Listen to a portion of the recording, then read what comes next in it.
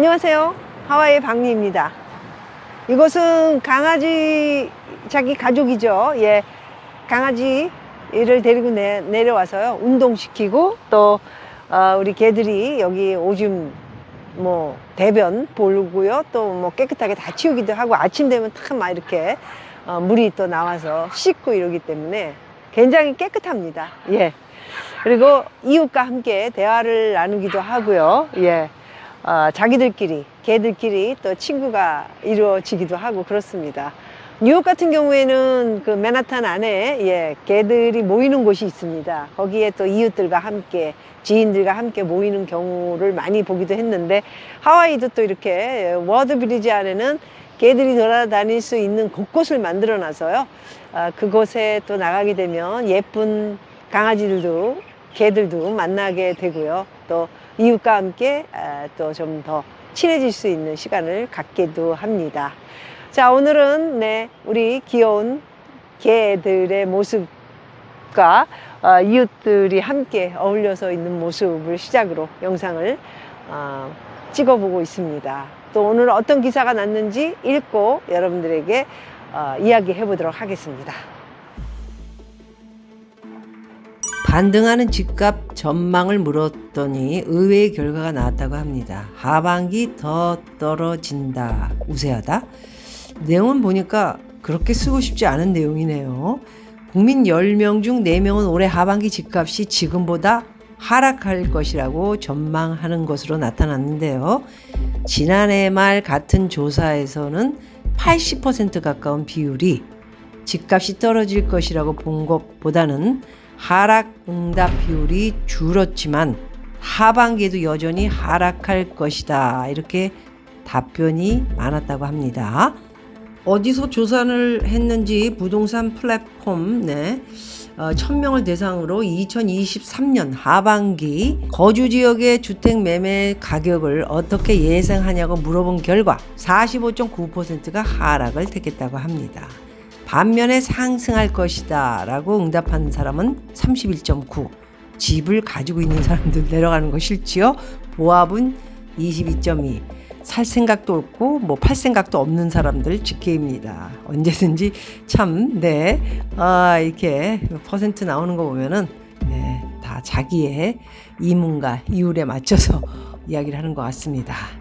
하락 전망이 주도적이었던 지난해 말 조사와는 분위기가 좀 달라졌다라는 이야기를 하고 싶어서 하는 것 같습니다.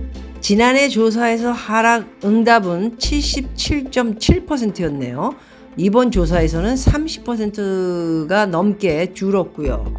상승이 10.2, 보합이 12.1 이렇게 응답을 각각 21.7% 그리고 10.1% 늘었습니다. 올해 하반기 주택 매매 가격이 하락할 것이라고 예상하는 이유는요.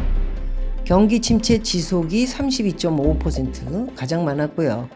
현재 가격 수준이 높다는 인식이 23.7 얼마 안 되네요. 기준금리 동결 기조지만 금리 높다.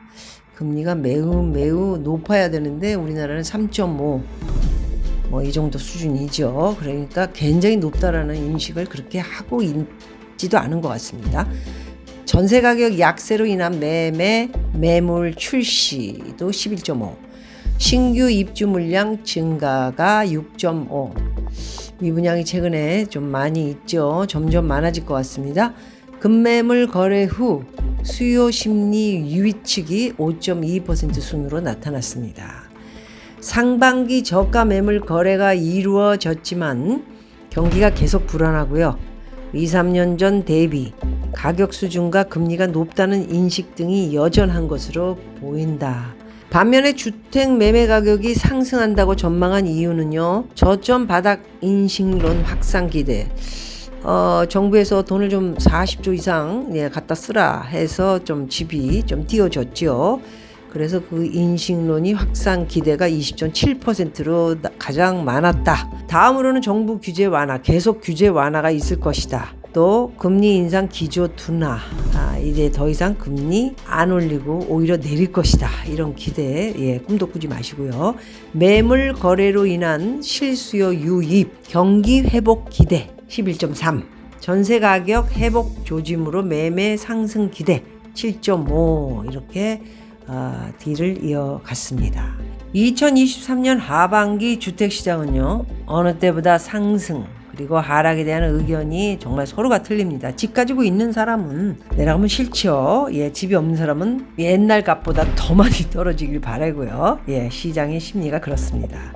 매물 거래를 계획 중인 수요자라면 전체 시장 움직임보다는 해당 지역의 거래 상황과 가격 변동을 국소적으로 살펴볼 필요가 있다. 뭐 이런 내용인데요. 자, 요 몇 달 동안에 정부에서 규제를 좀 많이 풀어서요. 40조 정도의 돈이 대출이 나오고 집을 또 산 사람들도 꽤 있습니다. 부동산은 물건을 샀으면요, 1, 2푼이 아니기 때문에 등기부 등본상에 산 사람의 이름이 바뀌어야 되는데 좀 최근에 굉장히 장난질이 많이 있어서요.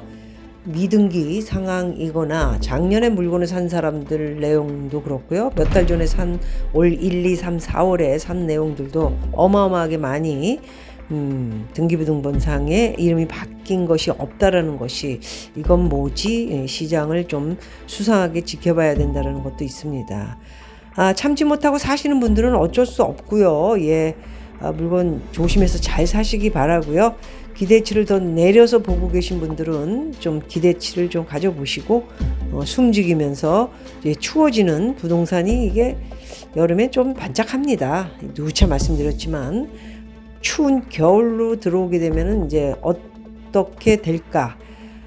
과연 진짜 말하는 대로 좀 오를까 내릴까 시장을 보면 알지 않습니까?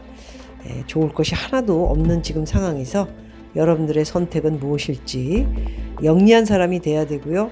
공부 많이 하셔야 되고요. 그리고 현장에서 어느 정도 내 예측과 여러 앞을 내다보는 그런 것이, 그리고 저같이 좀 길잡이가 되는 사람의 이야기 좀 들으시고요. 선택을 잘 하시면 될 것 같습니다.